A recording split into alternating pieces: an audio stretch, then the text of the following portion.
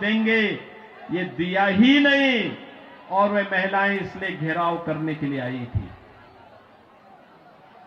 इन्होंने यहां पे दिल्ली में भी घोषणा की कि मुल्ला और मौलवी को यहां पर पहले से ही ये लोग वेतन देते थे।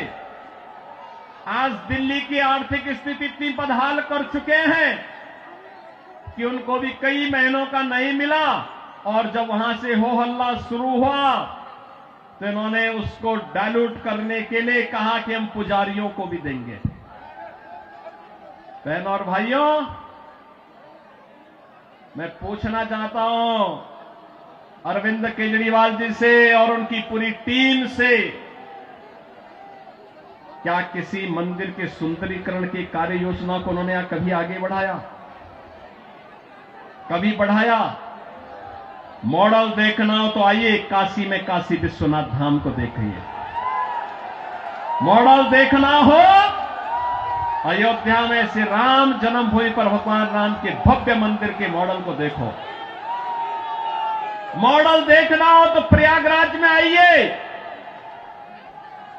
प्रयागराज में महाकुंभ के आयोजन स्थल को देखो। आस्था का सम्मान ऐसे होता है। 1000 से अधिक ऐसे विरासत से जुड़े हुए धार्मिक और आध्यात्मिक स्थलों के पुनरुद्धार और सुंदरीकरण का कार्य के लिए उत्तर प्रदेश के अंदर चल रहा है या पूरा हो चुका है। बहन और भाइयों, यहां पर आम आदमी पार्टी आपकी भावनाओं के साथ खिलवाड़ कर रही है, लेकिन वे भत्ता देने की बात और मानदेय देने की बात करते समय भूल गए कि उन्होंने बौद्ध मठों से जुड़े हुए भंतों को छोड़ दिया है। बनते भी पाए इसकी उनको चिंता नहीं। भगवान वाल्मीकि के समय से वाल्मीकि समुदाय से जुड़े हुए तमाम हमारे संत वाल्मीकि मंदिरों में पूजा अर्चना करते हैं, उनको उन्होंने भुला दिया। उनके एजेंडे में कहीं नहीं। आम आदमी पार्टी के एजेंडे में रविदासी मंदिरों के पुजारी नहीं है। यानी आज भी इनकी तुष्टीकरण की जो पॉलिसी चली आ रही है, बांटो और राज करो की पॉलिसी चली आ रही है, वह अभी भी मानदेय और सरकारी पैसे से उस मानदेय या भत्ता देने में भी उसमें ये लोग परहेज नहीं कर पा रहे हैं। और इसीलिए तो मैं आप सबसे कहना चाहूंगा कि बहन और भाइयों, आज प्रधानमंत्री मोदी जी के नेतृत्व में हम एक नए भारत का दर्शन कर रहे हैं। एक नया भारत अगर हमें काशी में काशी विश्वनाथ का दर्शन कराता है तो उत्तराखंड में केदारपुरी में भगवान केदारेश्वर का भी भव्य मंदिर का पुनरुद्धार का कार्य वहां चल रहा है। मध्य प्रदेश में महाकाल का महालोक है तो उत्तर प्रदेश के विंध्यवासिनी में मां विंध्यवासिनी का धाम भी एक नए कॉरिडोर के रूप में विकसित हुआ है। अयोध्या में 500 वर्षों के बाद फिर से रामलला विराजमान हो गए हैं। और इस अवसर पर मैं आप सबसे अपील करना चाहूंगा, यह समय है, जैसे उत्तर प्रदेश डबल इंजन सरकार का लाभ प्राप्त कर रहा है, एक साथ एक स्वर में सभी सरकारें मिल करके विकास को ध्यान में रख करके, युवाओं के भविष्य को ध्यान में रख करके, अन्नदाता किसानों के भविष्य को ध्यान में रख करके, बहन और बेटियों की सुरक्षा को ध्यान में रख करके, व्यापारियों की सुरक्षा को ध्यान में रख करके अपना कार्य कर रही है। ऐसे ही दिल्ली के अंदर भी भारतीय जनता पार्टी नेतृत्व की डबल इंजन सरकार आनी चाहिए और डबल इंजन सरकार की शुरुआत आपने कर ली है। आपने कर ली है। याद करिए, जब से अरविंद केजरीवाल और उनके मंत्रियों को भ्रष्टाचार के मामले में जेल में बंद किया गया था, जेल से जमानत पे छूटने के बाद इन्होंने कहा था कि जनता जनार्दन फैसला करेगी। अरे जनता जनार्दन ने तो लोकसभा चुनाव में फैसला कर लिया है।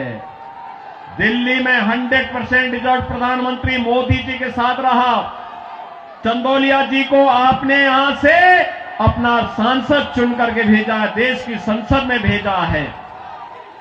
तो जनता जनार्दन तो अपना फैसला कर ही चुकी है और इस विधानसभा चुनाव में भी जनता जनार्दन फैसला करने को पूरी तत्परता के साथ खड़ी है।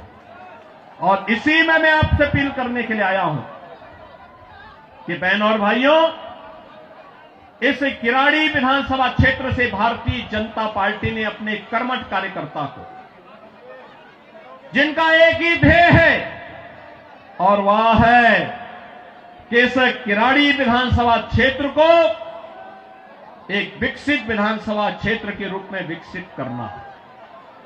यहां के लोकप्रिय सांसद श्री चंदौलिया जी के साथ मिलकर के अच्छी सड़कें देना,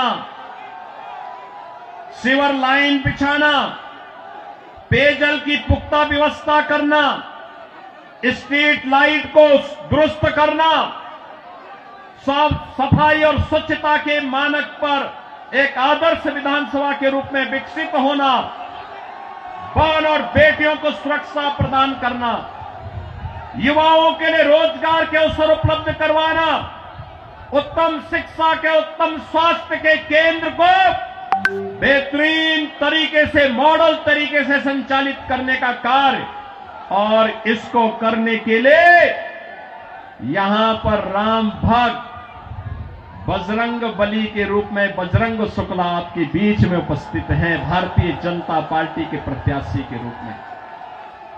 मेरी आप सबसे अपील है कि डबल इंजन सरकार से ही दिल्ली की कायाकल्प होगी और डबल इंजन सरकार के प्रतिनिधि के रूप में बजरंग शुक्ला को दिल्ली विधानसभा में चुन करके भेजें। आप सब भेजेंगे? भेजेंगे? जनता जनार्दन का आशीर्वाद इस बजरंग शुक्ला को प्राप्त होगा।